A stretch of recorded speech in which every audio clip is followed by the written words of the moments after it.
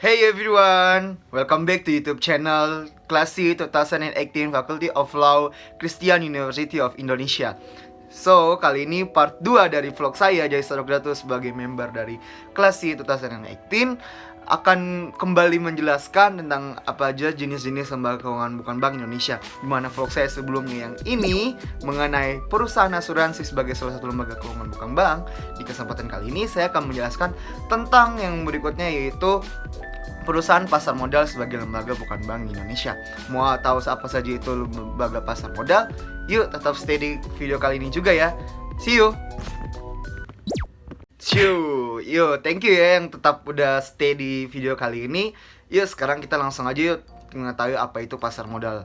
Yang pertama kita perlu tahu dulu nih pengertian atau definisi sebenarnya dari pasar modal sebagai perusahaan, salah satu perusahaan lembaga di keuangan bukan bank yang ada di Indonesia. Pertama, pasar modal itu merupakan lembaga keuangan bukan bank yang menjadi tempat jual beli surat berharga jangka panjang, di mana pasar modal akan mempertemukan para pencari dana atau emiten dan para penanam modal atau investor. Nah, di pasar modal itu perusahaan yang mencari dana akan menjual surat berharga seperti surat penyertaan modal atau saham dan obligasi atau surat utang jangka panjang guna mendapatkan dana dari para investor. Nah, kemudian investor perusahaan maupun individu kemudian akan membeli saham melalui perusahaan sekuritas. Nah, jadi pasar modal, perusahaan pasar modal ini sebagai penyedia atau sarana antara penemu antara emiten atau pencari dana dengan para investor atau penanam modal. Nah, dari pengertian fungsi atau pengertian dari perusahaan pasar modal ini, perusahaan pasar modal itu juga mempunyai beberapa fungsi lain, yang dimana yang pertama yaitu menambah modal usaha, dimana fungsi pasar modal adalah membantu perusahaan mendapatkan dana dengan cara menjual saham ke pasar modal. Saham-saham tersebut akan dibeli oleh masyarakat umum, perusahaan lain, lembaga, atau pemerintah. Nah, itu sebagai fungsi dari menambah modal usaha. Yang kedua adalah fungsi dari pemerataan pendapatan, di mana dalam jangka waktu tertentu saham-saham yang sudah dibeli akan memberikan dividen atau bagian dari keuntungan perusahaan terhadap para pembelinya. Untuk itu, fungsi pasar modal bisa dianggap sebagai sarana pemerataan pendapatan, di mana dengan pemerataan pendapatan ini yang didapati dengan keuntungan atau bagian dari keuntungan dari memberikan dividen dari perusahaan pasar modal itu sendiri. Yang ketiga ada sebagai sarana peningkatan kapasitas produksi, di mana dengan adanya pasar modal ini, tambahan modal yang didapatkan dari pasar modal, maka produktivitas perusahaan akan menjadi tinggi atau meningkat dengan penambahan modal dari perusahaan pasar modal ini. Yang berikut atau yang keempat, ada sarana menciptakan tenaga kerja, di mana fungsi pasar modal bisa menjadi pendorong muncul dari berkembangnya industri lain yang mendampaknya bisa untuk menciptakan lapangan kerja baru ya, dimana dengan seperti kita tahu ya, jika misalnya ada perusahaan atau industri baru yang baru dibentuk, yang ada berarti butuh yang namanya tenaga kerja. Nah, dengan itulah makanya perusahaan modal ini sebagai punya fungsi salah satu yaitu sebagai sarana peningkatan atau menciptakan tenaga kerja. Yang berikut adalah sarana meningkatkan pendapatan negara, di mana masing-masing dividen yang diberikan kepada para pemegang saham akan dikenai pajak oleh pemerintah. Adanya tambahan pemasukan dengan pajak ini meningkatkan pendapatan untuk negara ya. Kita tahu ya, bahkan 80 hingga 90% pendapatan negara itu dari pajak, yang dimana pada saat perusahaan pasar modal ini berjalan atau transaksi antara pasar modal ini yang pasti memberikan pajak bagi pemerintah. Nah, itulah yang mendapatkan penambahan atau meningkatkan pendapatan negara itu sendiri.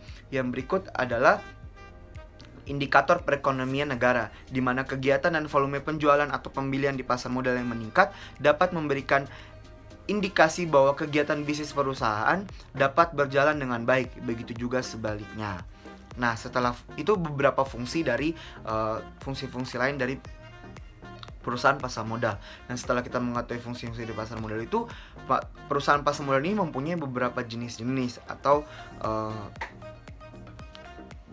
bagian-bagian dari pasar modal sendiri, perusahaan pasar modal itu sendiri, di mana yang pertama itu adalah jenis pertama dari pasar modal itu adalah pasar perdana atau primary market atau initial public offering, di mana pasar perdana adalah salah satu pasar modal tempat melaksanakan penawaran efek oleh indikasi penjamin emisi dan agen penjualan terhadap para investor publik. Nah, itu sebagai jenis dari pasar perdana dari perusahaan pasar modal. Yang berikut adalah pasar sekunder atau secondary market, di mana pasar sekunder adalah tempat efek-efek yang dicatat pada bursa efek diperjualbelikan.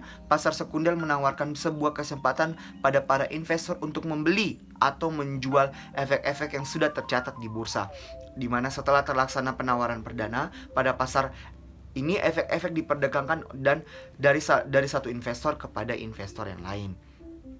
Nah, itu ada dua jenis dari perusahaan pasar modal itu. Nah, dari jenis ini perusahaan pasar modal, ada juga beberapa manfaat dari pasar modal ini, yang dimana manfaat dari pasar modal ini yaitu menjadi penyedia sumber pembiayaan dalam jangka panjang untuk dunia usaha dan juga sangat memungkinkan alokasi dana dengan optimal.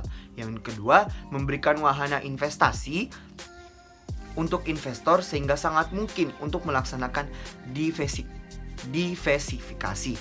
Yang berikut juga ada alternatif investasi untuk memberikan potensi penghasilan dengan tingkat risiko yang bisa diperhitungkan atau bisa diprediksi. Dan yang berikut juga adalah menjadi penyedia leading indikator atau perkembangan dan perekonomian suatu negara, penyebaran kepemilikan perusahaan sampai pada lapisan masyarakat menengah. Jadi bukan hanya untuk masyarakat di atas atau masyarakat elit, tapi juga sampai ke masyarakat menengah, bahkan mungkin bisa saja sampai masyarakat kalangan bawah. Nah, peran dan struktur pasar modal dalam perekonomian nasional atau perekonomian Indonesia, di mana di sini juga seperti kita tahu bahwa fungsi dari lembaga keuangan bukan bank itu untuk menopang dari perekonomian Indonesia itu sendiri. Beberapa peran dari perusahaan pasar modal sebagai penopang perekonomian sendiri itu ada beberapa. Yang pertama yaitu memungkinkan para pemodal berpartisipasi pada kegiatan bisnis yang menguntungkan atau investasi. Yang kedua, memungkinkan kegiatan bisnis mendapatkan dana dari pihak lain dalam rangka perluasan usaha atau ekspansi. Yang berikut, memungkinkan kegiatan bisnis untuk memisahkan operasi bisnis dan ekonomi dari kegiatan keuangan. Dan yang berikut, memungkinkan para pemegang surat berharga memperoleh likuiditas dengan menjual surat berharga yang dimiliki kepada pihak lain. Nah, itu beberapa peran dari atau salah satu beberapa bentuk bagaimana perusahaan pasar modal bisa menopang perekonomian di Indonesia. Nah, pasar modal juga mempunyai struktur, di mana struktur pasar modal di Indonesia yang paling tinggi terletak pada Menteri Keuangan yang menunjuk OJK atau Otoritas Jasa Keuangan adalah lembaga pemerintah yang memiliki tugas untuk melaksanakan pembinaan, mengatur dan menguasai sehari-hari pasar modal dengan tujuan mewujudkan terciptanya aktivitas pasar modal yang teratur, wajar, efisien dan juga melindungi kepentingan masyarakat pemodal. Nah, di mana dengan seperti yang sudah kita ketahui ya, bahwa OJK ini sebagai salah satu pengawas dari perusahaan pasar modal ini sendiri yang ada di Indonesia.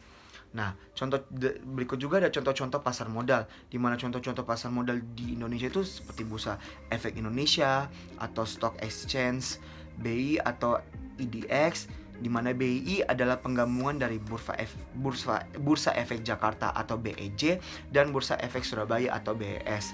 Nah, sedangkan contoh pasar modal di dunia itu ada Nasdaq, NESDAQ, and New York Stock Exchange atau NYSE, ada Euronext, ada Toronto Stock Exchange atau TSX, ada London Stock Exchange, ada Japan Stock Exchange Group, ada Shanghai, dan juga ada Shanghai Stock Exchange.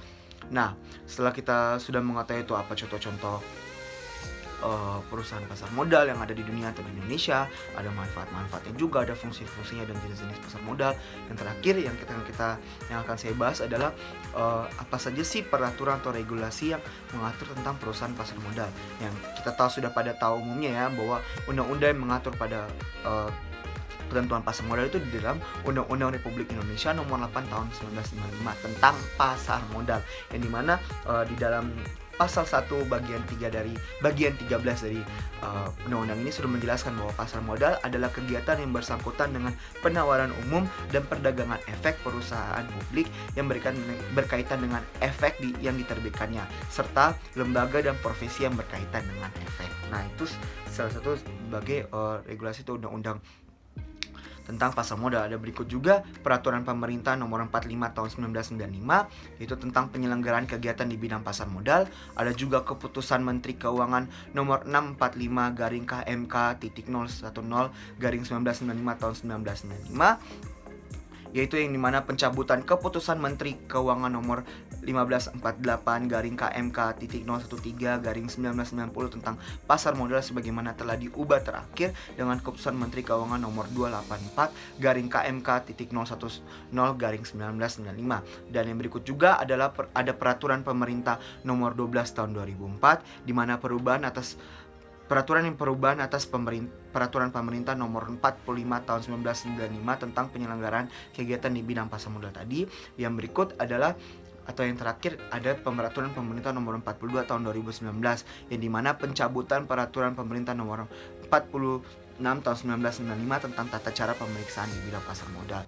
Nah, demikian presentasi saya atau pemaparan saya tentang perusahaan pasar modal sebagai lembaga keuangan, salah satu lembaga keuangan bukan bank yang ada di Indonesia. Mohon maaf jika ada kekurangan-kekurangan dalam pemaparan materi saya atau ada kecacatan yang tidak saya sadari maupun saya sadari, biar pemaparan materi ini bisa menjadi pengetahuan dan penambahan edukasi bagi teman-teman semua yang ada di luar sana.